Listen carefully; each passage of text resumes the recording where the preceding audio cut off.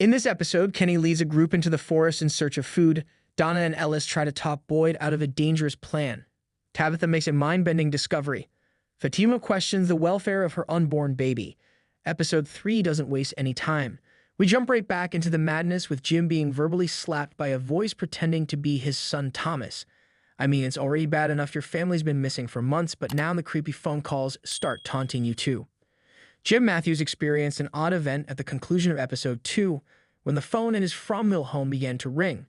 This was quite peculiar because the phones were only props with no actual lines attached. But when Jim answered, he heard his deceased son Thomas's voice on the other end, giving the impression that Jim had somehow suddenly developed the ability to communicate with the dead. But a more likely explanation for this strange phone call was that Jim was being teased and mocked by the monsters, who had already grown more powerful and clever. This explanation was supported at the start of from Season 3, Episode 3. Jim becomes more confident and confronts the creature, telling it that it is not his son. As Thomas' voice carries I'm speaking to him on the phone. Jim does not hesitate to respond dismissively to it since he is certain that this is just another ploy by the demonic creatures to make him think about his loss and shatter him even more. Jim's harsh words are initially ignored by the speaker on the other side, who then lashes out at him for allowing Tabitha to enter the forest by herself. The monster posing as Thomas says that Jim must have stopped loving his wife because he let her go and die in the process.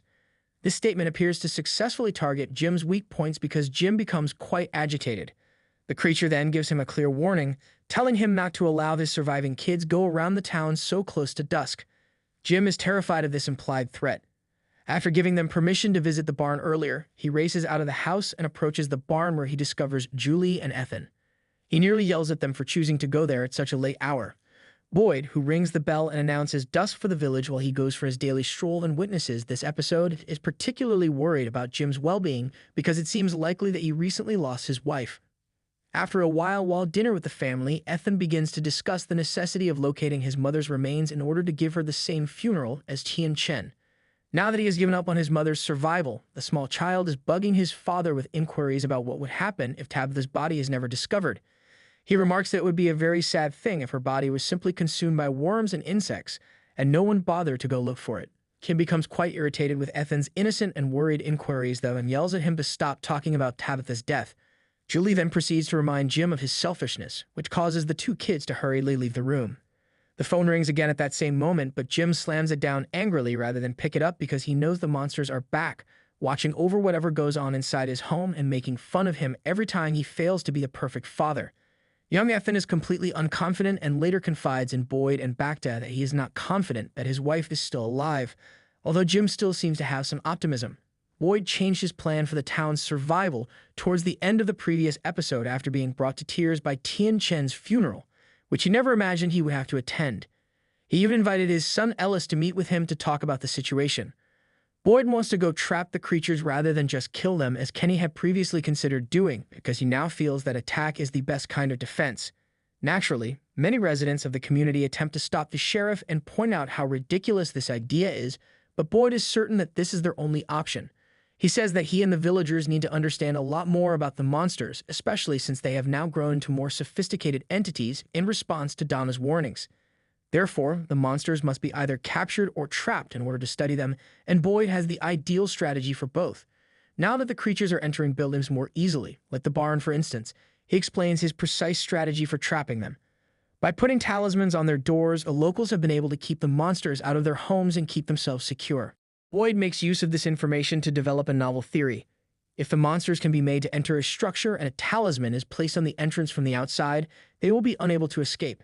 There is a real chance that the idea will hold true, and From will undoubtedly dedicate the upcoming episodes to demonstrating Boyd's strategy and its implementation.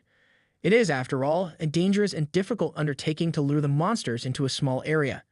Additionally, the ghost of Father Catry tells Boyd that if he were to enter the building to investigate the creatures, there is always a chance they would attack and kill him, but it doesn't appear like a sheriff is even considering taking that action at this time. Towards the end of the episode, Boyd walks to the bus that is parked on the town's main road and begs Randall to spend the night in the sheriff's office so he can see how the monsters behave exactly after dark. Even though no one ever becomes pregnant in Fromville, Fatima and Ellis were thrilled when she became pregnant with Ellis' child back in Season 2. The couple and other residents of the town also celebrated the happy occasion.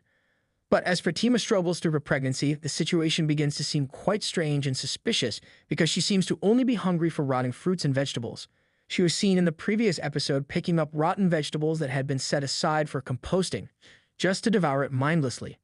Fatima visits the Colony House landfill to consume rotting vegetables in from Season 3, Episode 3, but this time, Tilly, an elderly woman, notices her and gives the expectant mother a helping hand. Tilly finally admits that despite Fatima's continued hiding, she only wants to console her because it seems she also had strange food cravings during her pregnancy. Tilly says that at one point in her pregnancy, all she wanted to do was eat eggshells, so she can relate to Fatima's odd fascination with the putrid. Fatima's predicament appears to be nothing out of the ordinary for a short while, possibly simply an odd side effect of her pregnancy. Once Tilly has persuaded her of this, she wants to use her talent for tarot card reading to predict the young woman's destiny. Fatima first tries to decline Tilly's offer because she doesn't think in such divination methods.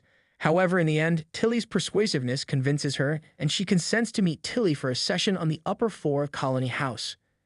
At that moment, a crow crashes through one of the house's windows. At first, it seems like a coincidence, but the bird then takes off toward the structure, crashing into a wall in an odd act of self-destruction. Given that practically every culture views crows as omens, this is undoubtedly not a positive sign and keeps Fatima's cards from ever being read. The villagers agreed to send out another, larger crew to harvest all that could be found after Kenny and Jim had safely returned from the forest with crops, hoping to allay fears of a food shortage. As a result, Kenny, Jade, and Christy are added to a squad that is put together by a kind of lottery that Donna holds.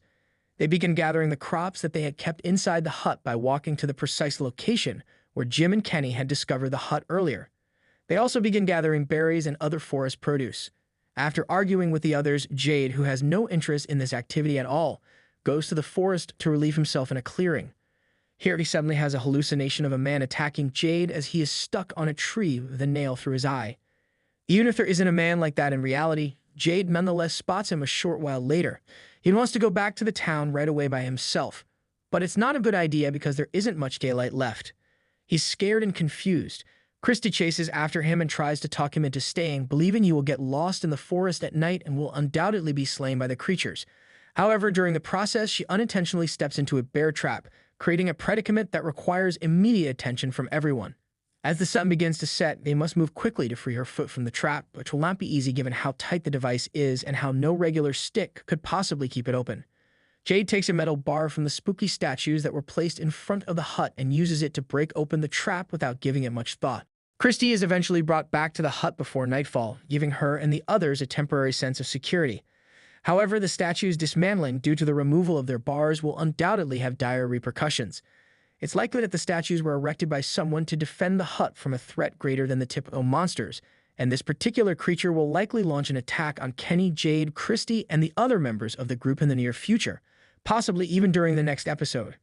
When Tabitha returns to reality, she's having a lengthy chat with Henry, Victor's father, when she hears glass bottles tinkling in the breeze. Henry reveals that the source of the noise is the bottle tree which was planted in their backyard and given its name by his late wife Miranda, who also arranged the bottles to create an artwork. Since the distant tree she had used to reach the lighthouse also had glass bottles hanging from it, Tabitha requests to view the tree in the hopes that it will provide some insight into her abrupt return to reality. Her excitement is tempered, though, when she notices that Henry's backyard bottle tree lacks a foothold. Henry then discloses that Miranda constructed a replica of this tree while her original installation was still in place at a park in a nearby town. Tabitha thinks she might be able to return to Fromville through the hole in the trunk of the original bottle tree, which Henry is certain has a hole in it. As a result, they dash in Henry's truck to the park, but Tabitha quickly begins to doubt their strategy, especially after noticing a certain bracelet within the car.